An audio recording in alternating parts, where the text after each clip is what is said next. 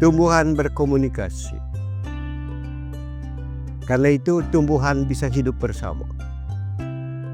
Dan aslinya tumbuhan itu tumbuh bersama. Tumbuhan dalam kelompoknya mereka membentuk komunitas kasih.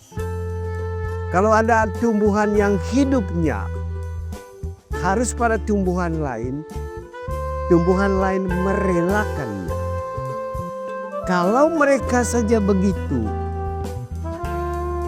mengapa kita tidak? Kenapa kita harus lebih? Pertama,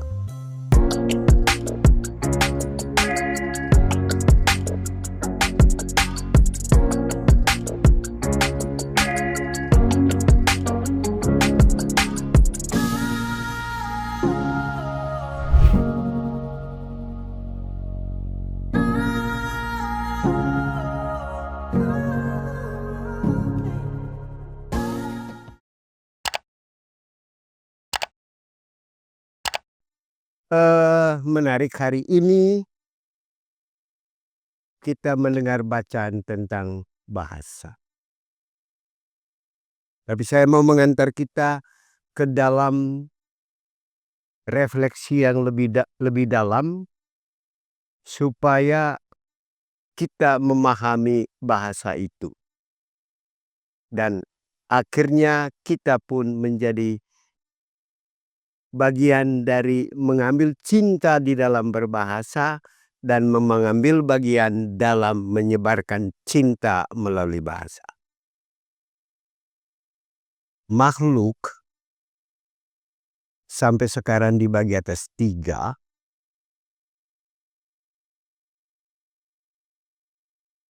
Tumbuhan atau vegetasi, binatang, dan manusia. Tumbuhan berkomunikasi. Karena itu tumbuhan bisa hidup bersama. Dan aslinya tumbuhan itu tumbuh bersama. Karena itu kalau kita ke hutan, kita merasakan kedamaian dari kebersamaan dari tumbuhan itu. Karena itu kalau Anda ke hutan, kita merasakan keheningan yang luar biasa. Keheningan itu datang dari mana? Yaitu komunikasi di antara tumbuhan. Kita juga akan mengalami keheningan yang hadir di sana apabila kita juga mengambil bagian dalam komunikasi dengan tumbuhan. Bahkan dalam gereja Katolik, ajaran tentang Laudato Si itu sebenarnya kita memuji Allah melalui alam. Mengalami keheningan Allah melalui alam. Vegetasi. Kemudian ada binatang. Binatang sendiri berkomunikasi di dalam kelompoknya. Itu Pater yang lebih tahu nanti. Tetapi binatang juga berkomunikasi dengan tumbuhan. Karena itu mereka betah hidup di alam itu. Manusia juga berkomunikasi di antara kita. Tetapi manusia juga bisa berkomunikasi dengan binatang. Akhirnya kita bisa hidup berdampingan dengan binatang. Ibu Cynthia punya sahabat 3 ekor kucing. Karena apa? Ibu Cynthia membuka diri untuk berkomunikasi dengan kucing itu. Jangankan kucing, tikus sekalipun. Kalau kita membangun relasi, dia tidak akan mengganggu kita. Satu mekanisme yang sudah dikembangkan orang, supaya tikus jangan mengganggu kita, beri dia makan. Katakan kepada mereka, ini jatah kamu. Kamu jangan mengambil jatah kami. Dan pernah ada riset. Orang buka kebun besar, di sana ada monyet. Lalu dia tanam di pinggir-pinggir itu. Dia berteriak di situ, "Hai monyet, hai tikus, kita sama-sama membutuhkan makanan, tetapi kita berbagi. Ini bagian kamu, jangan mengganggu bagian saya." Mereka hanya makan yang di pinggir. Karena itu saya dari dulu sudah menerjemahkan kata komunikasi itu tidak seperti yang dipelajari oleh Pater Dion tadi di Filipina, tapi yang sebenarnya adalah komunikasi.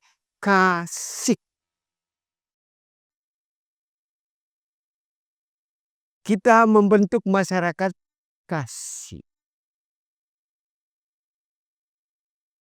Tumbuhan dalam kelompoknya mereka membentuk komunitas kasih. Damai mereka.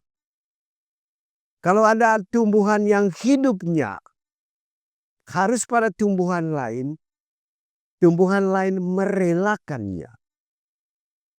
Yang kita sebut oleh manusia, yang disebut oleh manusia secara negatif itu parasit. Parasit. Kalau pakai bahasa Latin, mereka duduk bersama. Dari para artinya sidea dan sidere. Mereka menikmati bersama dalam damai. Tapi ada tumbuhan yang harus saling berbagi. Jadi tumbuhan yang memberikan tumpangan bagi yang parasit itu dia berkorban membagi makanannya kepada yang menumpangi di rumahnya. Tapi ada yang saling. Kalau mereka saja begitu, mengapa kita tidak? Kenapa kita harus lebih? Pertama, manusia itu gambaran Allah. Kelebihan kita di mana? Kita kalau mereka hanya belajar dari sesama, berkomunikasi di antara sesama atau dengan kita punya kelebihan. Kita bisa belajar dari Allah.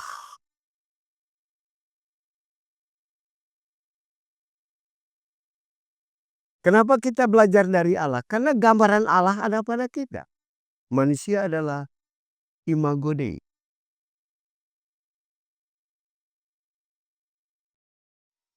Jadikan wajahmu itu serpihan dari wajah Allah.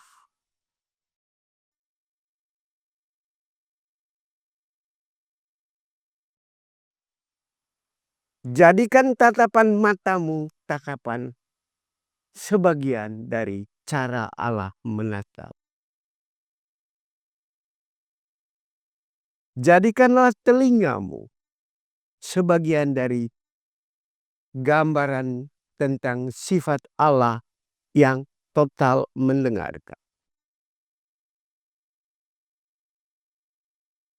Itu gambaran Allah.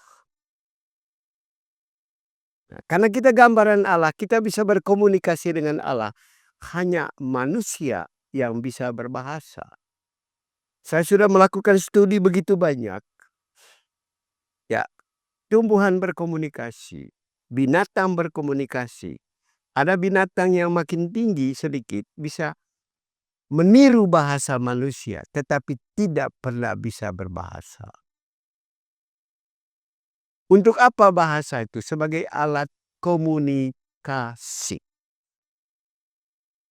Kita harus komunikasi itu adalah membentuk salah satunya membentuk masyarakat, tapi harus mengenal.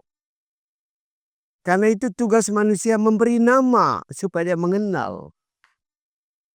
Binatang mengenal tumbuhan. Manusia juga diberi nama supaya dengan nama itu kita kenal. Nah, kemudian dengan nama kita bisa tidak hanya mengenal, kita berpengetahuan yang benar. Tetapi pengetahuan yang benar itu hanya terjadi kalau kita belajar bersama Allah. Karena kita punya hak belajar dari Allah dan belajar bersama Allah. Kenapa manusia saja yang diberi bahasa? Supaya dia tidak hanya membentuk komunitas di antara manusia, tetapi juga bisa membentuk komunitas dirinya dengan ciptaan lain. Kita harus belajar dengan mengenal dengan benar. Karena itu berbahasa yang benar itu artinya hasil dari belajar bersama Allah, belajar dari Allah untuk mengenal dunia. Nah, dengan bahasa kita menjadi satu. Tetapi kebenaran tidak menyatukan dunia. Atau kalaupun menyatukan dunia, kering kesatuannya. Hanya kasih yang menyatukan dunia dengan dunia. Kita kalau memelihara kucing dengan kasih, maka kucing itu bersatu dengan Ibu Cynthia. Memelihara tikus dengan kasih, maka tikus itu tiap kali datang itu